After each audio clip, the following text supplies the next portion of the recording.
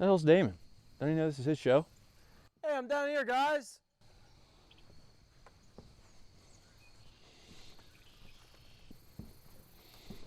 What's up?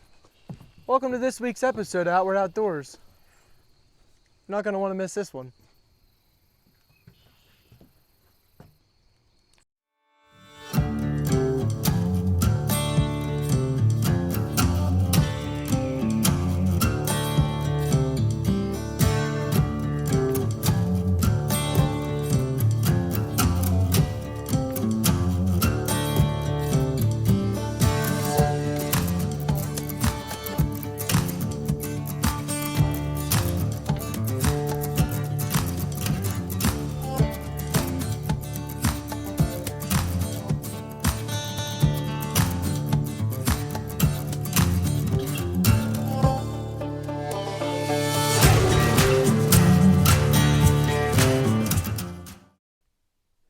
Hey y'all, welcome to this week's episode of Outward Outdoors. It's been a really busy deer season for us here, and we've got like 125 new subscribers or so over the last couple months, so we thought it'd be a good idea to sit down for a little mid-season recap. I'm here with our host, Damon Outward. How are you doing today, man? Good. How you doing, Michael? Can't complain, no one would care either way, huh? No. So, like I said, we've got a lot of new subscribers here. We've talked a little bit about a giveaway. We've talked a little bit about some youth hunters in some different episodes, different shorts and things. We're going to get into all of that. But first, I really just want to start with deer season. Let's get right into it here. So the first episode of Outward Outdoors for deer season this year was all just this prep episode. Yeah. Take me a little bit through why you wanted to show the first week as a prep week and a little bit of that prep. Yeah, so obviously with prep work for hunting being such a crucial part in order to achieve your end goal, I figured, how could I not show that? I mean, even our season alone already being tagged out, 90% of our time was spent in the woods prepping, not even hunting. We only had 3 total hunts. Yep. In 9 days straight, getting home at 9 o'clock at night, just simply setting up feeders, fixing blinds, fixing up tree stands, because we had to add a whole nother aspect to hunting this year, including you sitting with me and able to film everything. So that was a whole nother thing. So with that being said, I figured, why not show it? Like, I had to show that. Yeah, and I think it also, a little bit of it, we kind of like doubled our workload because we set everything up and then we're like, oh crap, we need to be able to fit 2 people everywhere. That was almost an afterthought. Yeah. That was kind of like on us for having to do double the trouble. Yeah, not only two people and camera. Out here, we at least want to try to get 130-inch deer. Like that's ultimately our goal. So if you want to do that, you have to spend the time checking things, checking their movement, their patterns, if they're showing up in daylight, because a hunt without them showing up in daylight is almost a wasted hunt. You might be making them deer one day smarter. So you got to plan and attack and hunt the right wind and in the right time. So that's why it's important to do all that extra work. Yeah, so that first week was just a lot of prep, a lot of setting up, a lot of getting ready. We had a chance at a doe that week. We passed on it. It was a decent doe, but first week we weren't ready for it. Now, week 2, that all changes. Week 2 is obviously still more prep because you always have to be prepping or maintaining one of the two. Yeah. But we were able to get some meat in the freezer. Take us through that hunt. What was one thing that you really take away from that hunt? Yeah, so what a turning point in our Outward Outdoors saga, from going to a whole episode dedicated to just setting up to being our first hunt together with filming equipment, having to be me in a tree stand, you on a ground blind, the ghost blind with a little, like the mirror hidden behind it with your camera equipment. No communication except for the one picture I get from you of your frame where you can get the shot at. So that was cool in and of itself. Just being able to see if it was capable for us to accomplish this. And it was awesome hunt. I mean, the weather changed 6 different times, from being sunny to freezing cold to windy to raining on us. I mean, it was hilarious because you were underneath the tree branches. I mean, and it turned out to be pretty cool the way the deer started moving from that weather shift. Coming into later in the evening, we had 2 small does come in, and then all of a sudden, out of nowhere, to the left, a big mature doe presented herself. She made the perfect angle right where you sent me that picture, and I put the shot down, and Man, what a beautiful shot. Gorgeous. Double lung heart shot. And on top of that, I was able to go ahead and go get my wife, my son, and my daughter, and the whole family was able to track and recover the doe with me.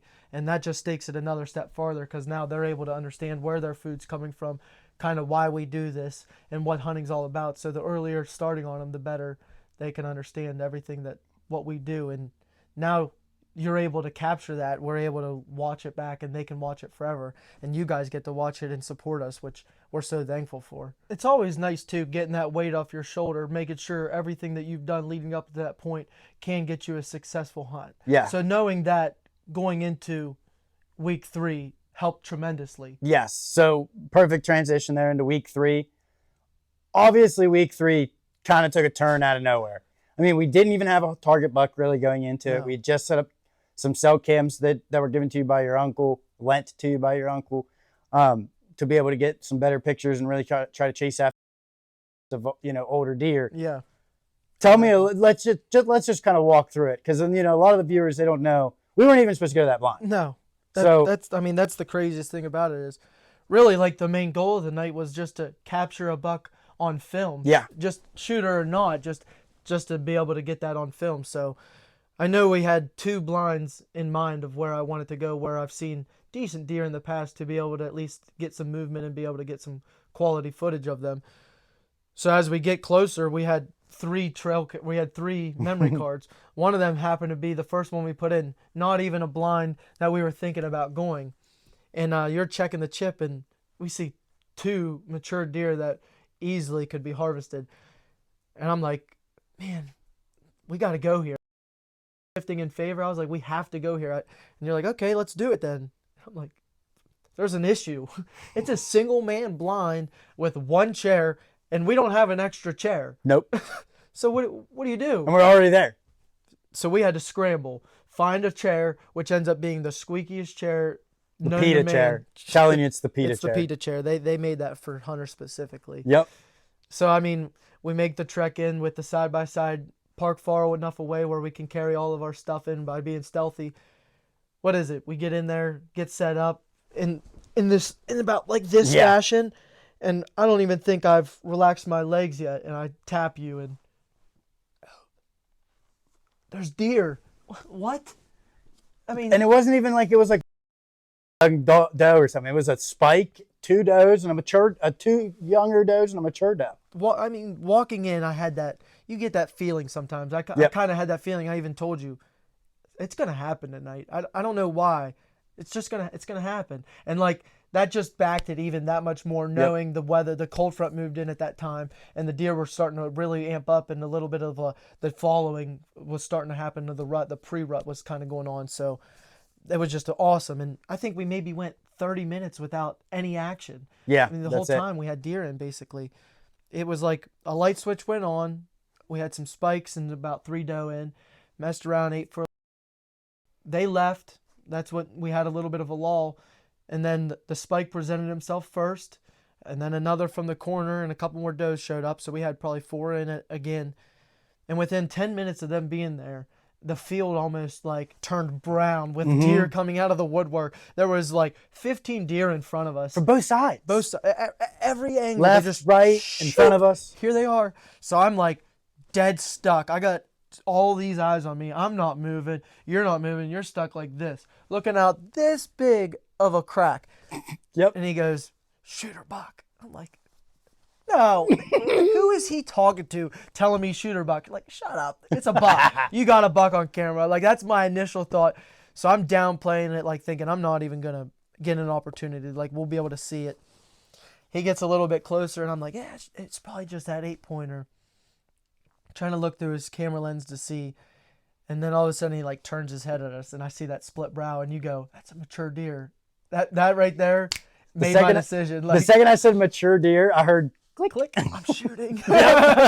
You got him on camera. I got him. How many times did I ask you? At least 3, because there's at least 3 of them on camera. Because while I was editing the footage, I'm like, how many times are you gonna ask me? I knew it was a lot. I was like so concerned. I was like, and then I look. I could actually see your camera this time. And as soon as he went broadside, perfect for me. Took that step forward. The thump, man, you just heard it, feel it, everything. It was iconic, perfect, and I knew I smoked him. Runs to the forest line. I knew I yeah. did. Oh, smoked him. What, 80 yards away, and then crashed. It was just such a relief of feeling, knowing what we just accomplished. Like Yeah. that was so cool to me. And then on top of that, we were able to get my dad, my brother-in-law, my nephew, and my son again to go ahead and track the deer. Yeah. I mean, that's what it's all about. Of the day. And never did I think, going into deer season this year, with all the work we had to do and the minimal amount of hunting we got to do, did I think this early on episode 3, Yeah. soon to be episode 4 now of Outward Outdoors, already tagged out myself. Yep. Yeah. So you're 3 deer in, completely tagged out by, it was like October 20th or something like that, I think, is when you finished it up. So with that said, being tagged out, like, are you excited about that? Sad about it? Like, what's the emotions like being tagged out that early? So in a way, it's like kind of upsetting. Like, I'm done for myself. But with having Outward Outdoors now I have all these other opportunities to take you hunting and being able to capture you a doe and a buck. And now we have possibly 2 youth hunters that we'll be able to film. And then not only that, we have small game coming up, which, whoo, doggy. Gotta love that. Yeah. So you touched on it a little bit there with the youth hunters. We've talked about it a little bit on the 10 Strings podcast that we were on, and we've made a little bit of a post about it before, but we found our youth hunters now. We have our 2. Tell us a little bit about that. How did we find them? Where did we get them from? A little bit about them, if we know anything. Yeah, so I don't know too much about them yet. Actually, my pap was able to find them through his church, Martins Ferry First Christian Church. Thank you guys for that. We really appreciate it. So, I mean, these 2 hunters, I mean, they may have not ever had this opportunity before, so I'm excited to be able to teach them possibly from the start, even like taking safety on and off, being able to give them lodging here, get their license for them, food, and get their tag for them. All that is just awesome, and we've been able to do it before in years past. I'm excited for you guys to be able to get a little behind the scenes of what it's all about. For sure. So you talked a little bit more about small game as well too. What about it? Like you said, small. Like, what is small game for our viewers? What small game are we going after? We are in the thick of it actually right now. Yeah, we are. Of early duck season. Go check out our short on our YouTube page, available right now, to see the first good flock of duck get put down this year. And not only will we have duck, coming up soon we'll have rabbit, and we got some dang good hounds that can run some rabbits, and that's what I'm excited to be able to show off what they could do, not what we could do. I want you guys to be able to see what those dogs can do, because we put a lot of work into them, and that's one of my favorite things. That's why I like rabbit hunting so much, because they just have such a mutual respect for your dog. I mean, he's your hunter too. Yeah. He's doing the work, or she's doing the work too, and that's cool. That's why I like rabbit hunting. Them dogs put in work too. Man, they put in miles. They put in the miles and in the little crevices. They run them. And then what's best about it is, once you get real into it, you can leave the dogs in the dog box, go ahead and do a little bit of duck hunting in the morning. Once they stop flying over, drop them off and let the dogs start running and get some rabbits. It's 2 for 1. Veering off from hunting here, like we mentioned earlier in the video, we've had an influx of new subscribers in the past 2 months, and we just thank you guys so much for all the support. And because of that, we want to do a giveaway, which we'll mention the details later on. We are going to give out an embroidered sweatshirt of Outward Outdoors, the logo on it, and it'll be the first one ever. I mean, we want to do that for you guys because we don't even have any Outward Outdoors gear yet, so it'll be pretty awesome. One of one. One of one. Yep, it'll be one of one. So, yeah, we've got those in production actually now. Yep. Obviously, we don't know what size the winner is going to be yet, but we have a production of pretty much every size. Sizes. So. And if we don't have your size, we'll make sure we get that size made. No doubt. So that's not an issue. And we'll come up with the way to enter the contest and the giveaway, and make sure you pay attention to our YouTube shorts and our Facebook page, because those are the 2 places where we'll announce how to qualify for the giveaway and how to get entered. Awesome. Yeah. So with that said, man, I mean, it seems like we got a lot of exciting stuff around the corner. We're growing. Things are getting excited. Thank you very much for all the growth that you guys have given us over the last, 60 to 90 days or so. With that said, I think we're going to wrap this one up. Thank you guys so much for tuning in to this week's episode of Outward Outdoors. Make sure you like and subscribe. And don't forget to tune in next Thursday by 7 p.m. We'll have another video for you guys ready to go. You're not going to want to miss this one. Hopefully, we can get a deer down, and we definitely got some ducks down for you guys. So you're not going to want to miss it. Thanks, guys. Tune in next week.